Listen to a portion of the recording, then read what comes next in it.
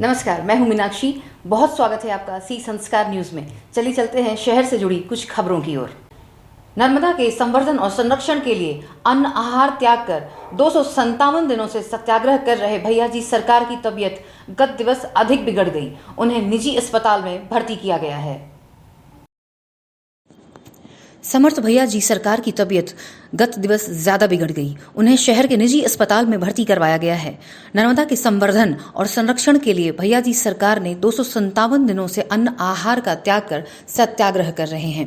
उनकी मांग है कि नर्मदा में गंदे नाले का पानी न मिले और रेत का अवैध उत्खनन बंद हो। इसके अलावा नर्मदा के 300 मीटर में लगातार अवैध निर्माण कार्य हो रहे हैं, जबकि इस सिलसिले में मध्य प्रदेश हाई कोर्ट के स्पष्ट निर्देश हैं। परम पूज्य भैया जी सरकार के अचानक तबीयत खराब होने के कारण उनको यहाँ पे नेशनल हॉस्पिटल में भर्ती किया गया है। विगत 256 दिन से आज 257वां दिन है जब से अन्न आहार का त्याग करके वे लगातार सत्याग्रह कर रहे हैं। नर्मदा जी के लिए वे ये सत्याग्रह या आंदोलन कर रहे हैं, जो उसके संरक्षण और संवर्धन के लिए निरंतर उन्होंने अन्न का त्याग किया हुआ है और जो उसको बचाने के लिए एक मुहिम चला रहे हैं सत्याग्रह के द्वारा। जिला प्रशासन और राज्य सरकार की ओर से उदासीनता बरती जा रही है, जिसके खिलाफ समर्थ भैया जी सरकार द्वारा नवरात्र के पहले दिन 17 अक्टूबर 2020 को अन्न आहार का परित्याग कर दिया गया था।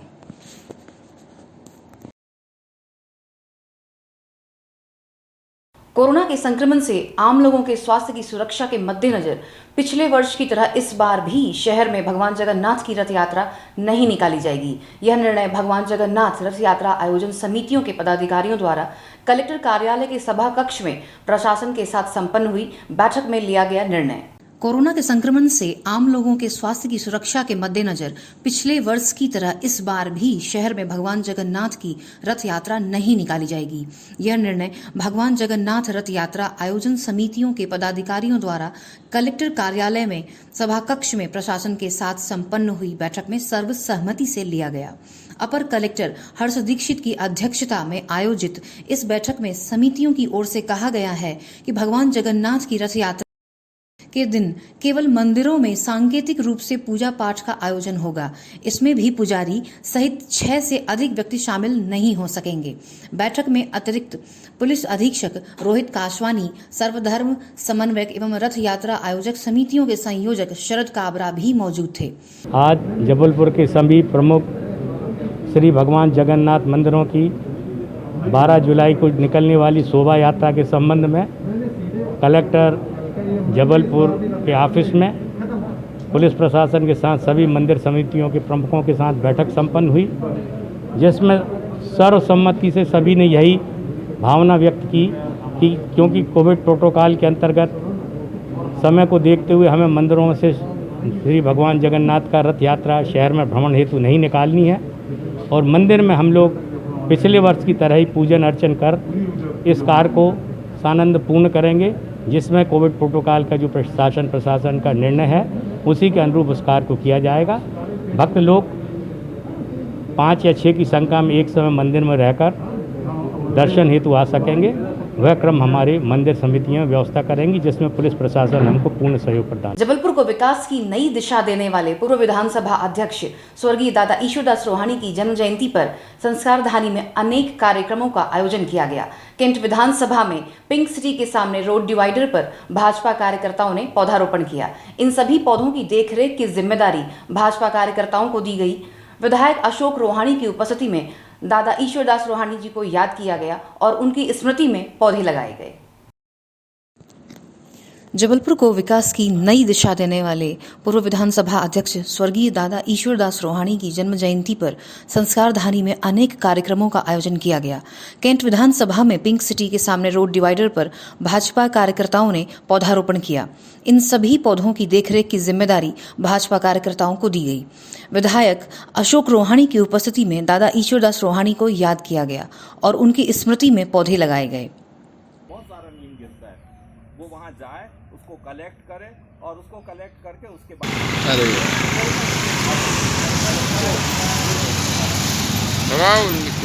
लगा दो। इसी तरह बिलहरी में भी स्वर्गीय दादा ईश्वरदास रोहाणी की स्मृति में पौधारोपण किया गया। वैक्सीनेशन कैंप के सामने भी लोगों को पौधे वितरित किए गए। बड़ी संख्या में कैंट विधानसभा में प्रत्येक कार्यकर्ता ने अपने नाम का एक पौधा दादा ईश्वरदास रोहाणी की स्मृति में लगाया है। स्वर्गीय दादा ईश्वरदास रोहाणी प्रकृति प्रेमी थे। यह सभी पौधे उनकी स्मृति में इसीलिए लगाए गए हैं ताकि पर्याप्त मात्रा में संस्कारधानी में सभी को स्वच्छ और साफ वायु के माध्यम से ऑक्सीजन प्राप्त हो सके। पूरे कार्यकर्ताओं ने तय किया था कि हम पूरे विधानसभा में हर वैक्सीनेशन सेंटर पर पौधा वितरित करेंगे और साथ ही YMCA से लेकर एकता मार्केट तक पौधारोपण कार्यक्रम और गोकलपुर से रांझी तक के निश्चित रूप से कार्यकर्ताओं ने अपने नाम से, दादा के नाम से एक एक पौधा इन डिवाइडरों में लगाया है। आज दादा की सेवा कार्यों को हम निरंतर आगे बढ़ाते हुए इसी तरह इस डिवाइडर को, दोनों डिवाइडरों में एक सुंदर पर्यावरण की दृष्टि से पौधारोपण का कार्यक्रम निरंतर जारी रखेंगे। और मैं सभी कार्यकर्ताओं से, सभी से अपील करता हूँ कि एक पौधा अपने जन्मदिन पर, एक पौधा दादा के नाम इन डिवाइडरों पर लगाएं ताकि आने वाले भविष्य में हमको पर्याप्त ऑक्सीजन मिलती रहे और हम स्वच्छ वातावरण में रहें।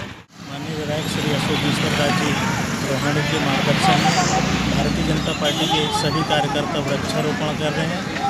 माननीय विधायक जी के द्वारा आग्रह किया गया था कि दादा के जन्म दिवस पर सभी भारतीय जनता पार्टी के कार्यकर्ता पौधारोपण करेंगे। इसी तारतम्य में YMCA से लेकर एकता मार्केट तक पौधारोपण किया जा रहा है। बिलहरी में सभी भारतीय जनता पार्टी के कार्यकर्ताओं ने लक्ष्मी बाई वार्ड एवं राजवंशी बाई वार्ड के कार्यकर्ताओं ने पौधारोपण किया और इसको सहेजने की। गोकुलपुर में रहने वाले शुभम दाहियत नामक युवक ने नरसिंहपुर निवासी वीनस नामक युवती से प्रेम विवाह किया है। युवती के परिजन इस बात से नाराज हैं।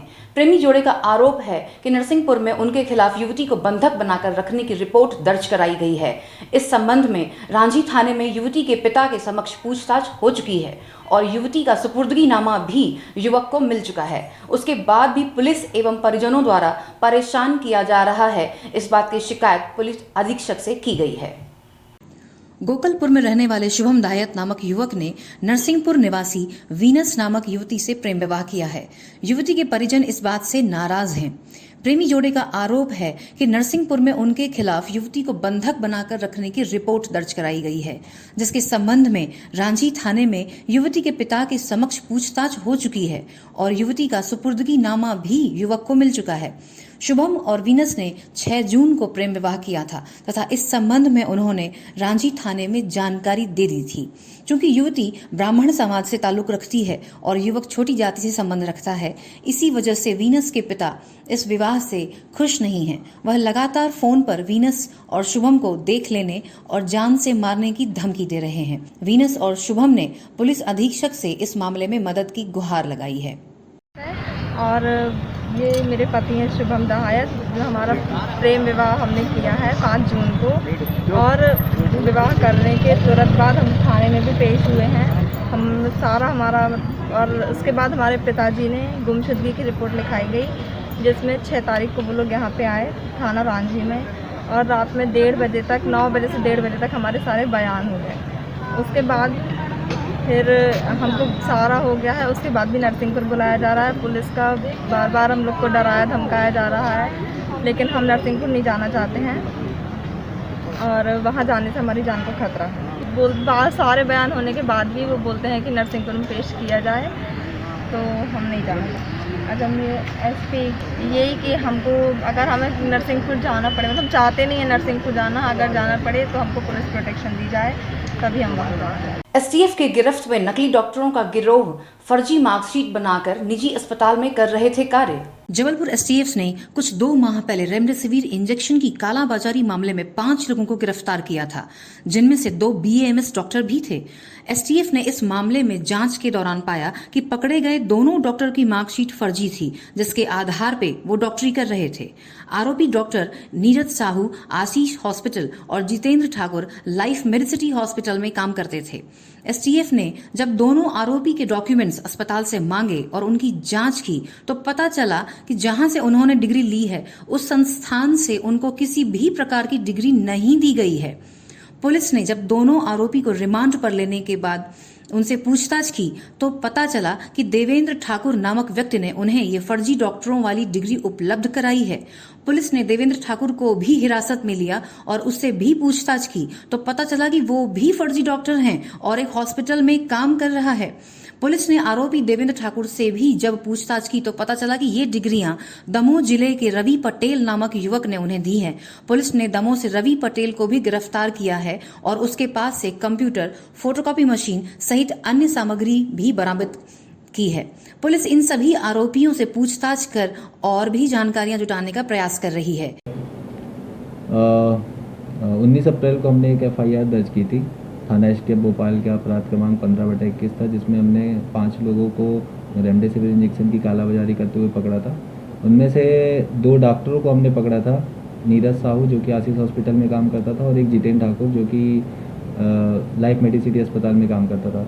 जब हमने नीरज साहू की डॉक्यूमेंट आशीष अस्पताल से मांगे और उनको वेरीफाई किया, हमें पता चला कि जो नीरज साहू है उसने उस संबंधित कॉलेज से कोई भी अध्ययन ही नहीं किया है। उसने जो BMS की डिग्री है वो फर्जी डिग्री कहीं बनवाई है और उसको उसने यूज़ करके और अस्पताल में नौकरी कर रहा था।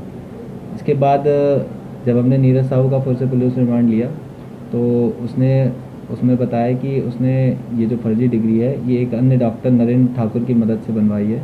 नरेंद्र ठाकुर थाना ओमती में रेमडेसिविर इंजेक्शन की कालाबाजारी करते हुए एक अन्य प्रकरण में आरोपी था जो कि जेल में निरुद्ध था।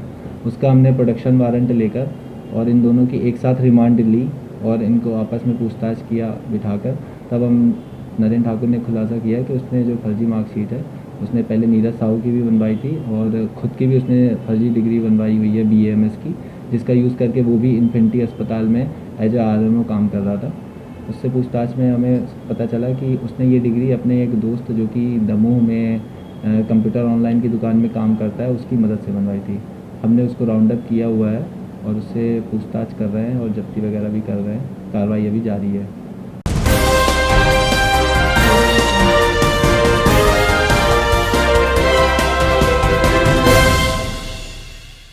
शासकीय योजनाओं के क्रियान्वयन में आशा कार्यकर्ताओं का महत्वपूर्ण योगदान होता है। शासन की योजनाएं और सरकार का संदेश घर घर तक पहुंचाने में आशा कार्यकर्ता अपना योगदान प्रदान करते हैं। इनके योगदान के बिना शासन की योजनाएं जनता तक नहीं पहुंच सकती।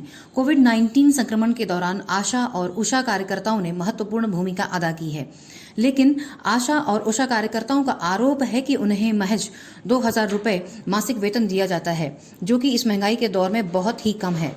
वह लंबे वक्त से शासकीय कर्मचारी का दर्जा प्रदान करने और समान वेतनमान लागू करने की मांग कर रही है, लेकिन सरकार उनकी अनदेखी कर रही है, जिसे देखते हुए कर्मचारी संगठन सीटू के नेतृत्व में अनिश्चितकालीन हड़ताल कर रही है और सरकार से मांग है कि उन्हें शासकीय कर्मचारी का दर्जा प्रदान किया जाए और न्यूनतम वेतन प्रदान किया जाए, नहीं तो उनकी हड़ताल लगातार चलती रहेगी। एम्बियंस बाइट 1 पूजा कनौजिया, सेकंड दीपा भारद्वाज। हम अपना अधिकार मांगते नहीं, किसी से भीख मांगते। अभी तो ये लड़ाई है, आगे और लड़ाई है। अभी तो ये लड़ाई है, आगे और लड़ाई है। संघर्ष हमारा नारा है। चाल चलेगा, ममता की मौत मरेगा। वेटनर की चाल चलेगा, ममता की मौत मरेगा। लड़ाई है, आगे और लड़ाई है। आशा उषा सहयोगी बहनें अनिश्चितकालीन हड़ताल पे बैठे हुए हैं। शासकीय काम हम सारे करते हैं, तो हमारी शासन से 2 प्रमुख मांगे हैं कि एक तो हमें शासकीय कर्मचारी का दर्जा दे, दूसरा हमें न्यूनतम वेतनमान दे। आशा और सहयोगियों को जीने लायक वेतन दे। 2000 में आज की महंगाई के दौर पे कुछ नहीं होता है, इसलिए सरकार हमारी ओर ध्यान दे और हमारी न्यूनतम वेतनमान की जंग को पूरा करे। अगर सरकार हमें हमारी ओर ध्यान नहीं देगी तो हम हमारी अनिश्चितकालीन हड़ताल को कभी खत्म नहीं कर।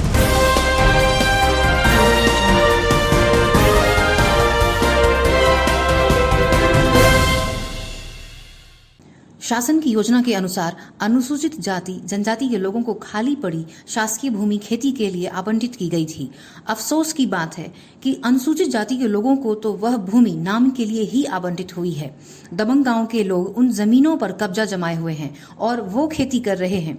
ग्राम बेलखाड़ू में मनीष चौधरी नामक व्यक्ति के दादा को शासन द्वारा एक ऐसी ही जमीन आवंटित की गई थी। मनीष चौधरी को जो शासकीय भूमि आवंटित हुई है उसके पास ही पाटन वाले नीरज ठाकुर और धीरज ठाकुर का भी खेत है। मनीष चौधरी का आरोप है कि ठाकुर परिवार ने उनकी आवंटित शासकीय भूमि पर कब्जा जमा लिया है। अगर वह लोग वहां खेती करने जाते हैं तो ठाकुर परिवार उनके साथ मारपीट करता है। इसी मारपीट की वजह से मनीष का आरोप है कि उसके दादा की जान जा चुकी है। मनीष ने बताया कि वह अपने खेत में ट्रैक्टर चलाकर खेती कर रहा था। उसी दौरान नीरज ठाकुर और धीरज ठाकुर अपने साथियों के साथ आए और उससे मारपीट करने लगे। उसके ट्रैक्टर में भी तोड़फोड़ की गई और गोली भी चलाई गई जो उसे छूते हुए निकल गई। मनीष ने खेतों में बिखरे कारतूस के खोखे भी दिखाए। मनीष ने बेलखाड़ू पुलिस पर आरोप लगाया है। पुलिस उसे जाति सूचक शब्दों से अपमानित कर रही है और ठाकुरों का साथ दे रही है। इस पूरे मामले में विपक्ष पुलिस अधीक्षक कार्यालय पहुंचे एडिशनल एसपी ग्रामीण ज्ञापन सौंपकर आरोपियों पर कार्रवाई करने की मांग की है। पुलिस का कहना है कि क्योंकि मामला शासकीय भूमि से जुड़ा है इसलिए जमीन के कागजात मंगाए गए हैं, उसके बाद ही कार्रवाई की जाएगी। कार्रवाई कर रहा हूँ। क्या मामला था? मामला जमीन के विवाद है। मेरी खुद की ज़मीन है, सास की हिम्मत, उसमें काबिज तवाज भी काबिज हूँ। और नीरज ठाकुर और धीरज ठाकुर ये मालगुजार ग्वाली वाले व्यवस्थी आके कब्जा करते मारपीट करते हैं, कई बार हो चुका। और आश्वासन मिलता है तब कोई कार्रवाई नहीं। अभी 22 तारीख की घटना है, अभी तक कोई एफआईआर न कुछ हुआ न हमारे मुलाजा उन लोगों का। किस थाने का मामला है? बेलखाड़ू थाना कटंगी, चौकी बेलखाड़ू। एक नाम और बोल देना। और प्रभात जी मंगल सिंह हैं। इतने उल्टांग शब्द बोलते हैं कि अब वहाँ जाना हमको डर लगता है। कहाँ का मामला है? ये है धीरखेड़ा गाँव का, खेती वहीं पर है। चलिए वक्त हो चुका है एक छोटे से ब्रेक का। बने रहिए सी संस्कार न्यूज के साथ।